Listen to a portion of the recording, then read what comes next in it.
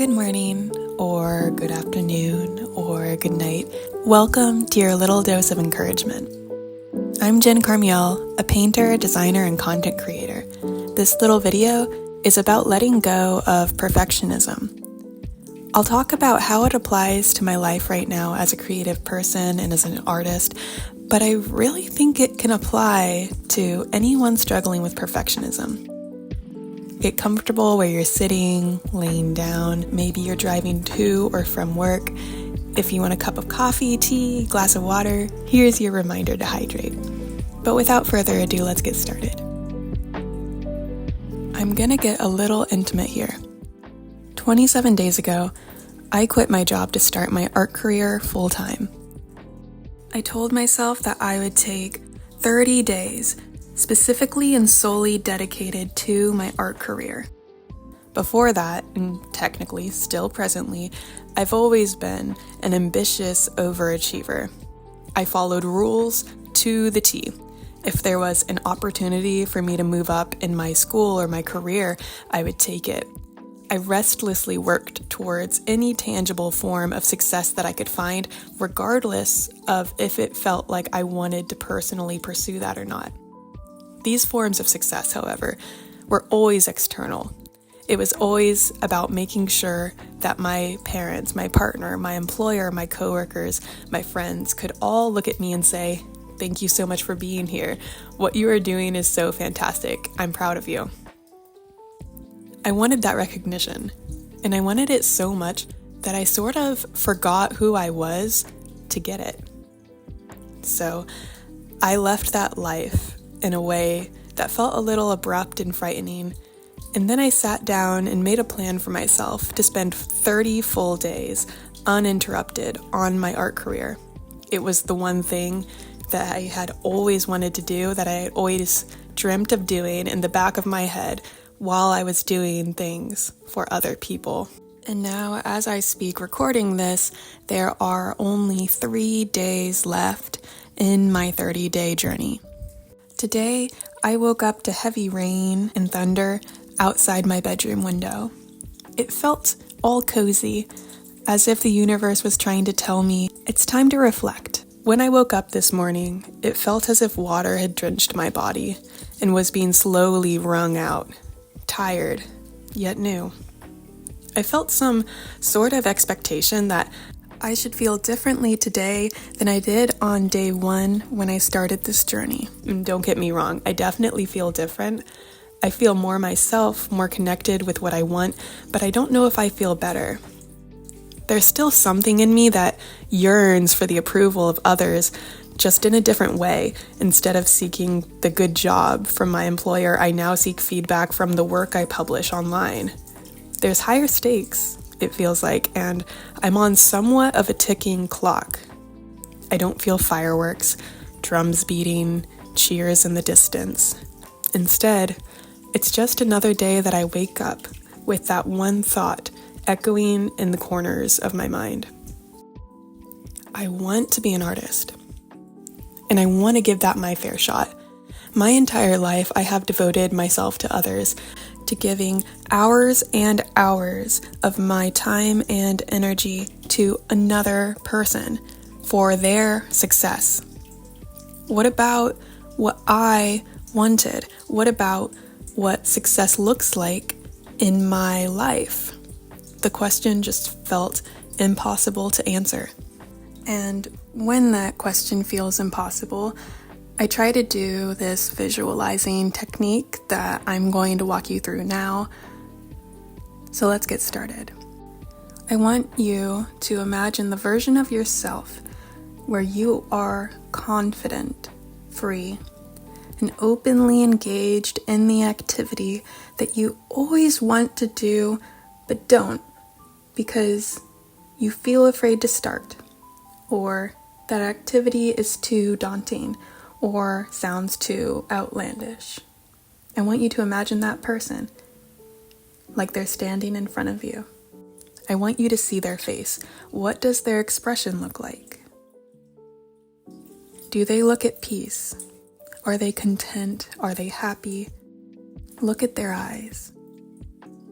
Are they energetic? maybe, maybe not. What kind of haircut do they have? What does their bedroom look like? What do they do on Sunday afternoons? What would the most desirable version of yourself look like? And if you find yourself thinking, that's too outlandish, I could never become that, I just want you to put a little pin in that thought. Look at it like a piece of paper on the wall. Say, maybe, maybe not. And go right back to visualizing who you want to be. Do you limit yourself even in your mind and your imagination? I want you to open those doors and set yourself free. Be as detailed and as descriptive as you can. It can be anything you want. This is one visualization tool that I use for myself in my own life. You want to imagine who you want to be so that you can become that person. If you can break down the ways you limit yourself in your mind and in your imagination, you have a much better chance of becoming that in your actual physical life. So today I woke up needing that reminder. When I sat down at my computer this morning, I just felt full of self-doubt. Now, I know that doubt is often a lie. It's often a distraction to keep you from your full potential.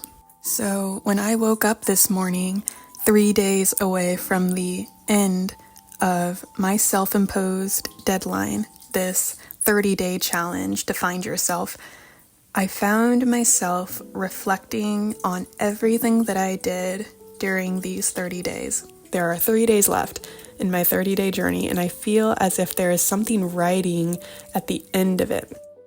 I want to look back at this month and feel proud of what I produced. Instead, I find myself micro-analyzing everything I spent time on. Sometimes it's hard to give yourself credit for the small victories. Sometimes your brain is so hardwired to look for mistakes because catching those mistakes and eliminating them helps you feel safer. It's hard to turn off that keen eye, the itchy hand reaching for the red pen. It's hard to celebrate the small victories because you feel like you have to be hypervigilant. You feel like you have to look out for the next rock in your path that might make you trip. But what kind of life would we live if we never stopped to smell the roses? This morning was a little bit of a wake-up call for me. I write these articles every week about believing in yourself and becoming not the best version of yourself, but the version of yourself that feels the best to you. Yet, here I am, ruminating in the thought of, what if I didn't do enough? Creating this little piece is a way to tell myself it's okay to be afraid. It's okay to feel all of that doubt. Doubt is human, and you are human, and all of this is okay. When you feel small, it's not because you are small. It's not because you're failing. It's because you, like every other living being on this planet, does not bloom at all hours of the day, 365 days a year. You are a flower that grows and wilts. So you're feeling a little wilted, and that is a-okay. The biggest disservice you can do yourself is to believe that this moment is permanent. This moment is not permanent. So when you feel this doubt, know that it will pass. It is your job to get up and to do the work and to do it scared. Thank you for listening to this little dose of encouragement. My name is Jen Carmiel. I'm a painter, designer, and content creator, and this is a little video about letting go of perfectionism. If you enjoyed this video, go ahead and subscribe to this channel and consider liking the video as well. It really does help me make more content just like this. Let me know what you're struggling with in the comments and what you may need a little bit more encouragement on. Maybe we can all support each other. I know that there are so many hours in the day, so many things you can choose to do with your time, and you chose to spend some time, just a little bit of it, on this channel. That in itself is a gift. I really do consider it a gift, and for that, this humble artist says thank you.